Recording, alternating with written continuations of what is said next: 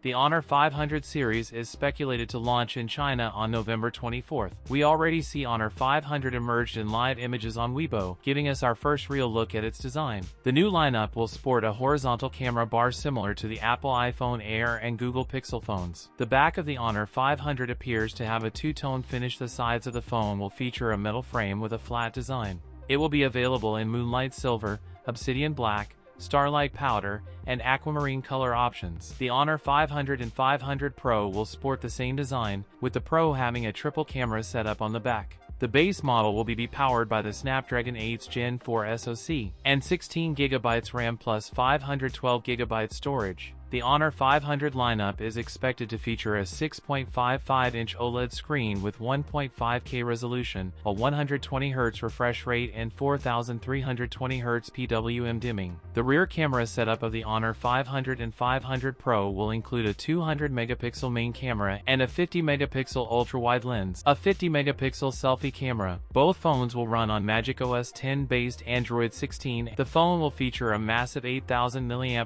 battery and support 80W charging. That's it for today's video. If you enjoyed it, don't forget to like, comment, and subscribe for more content. Thanks for watching, and I'll see you in the next one.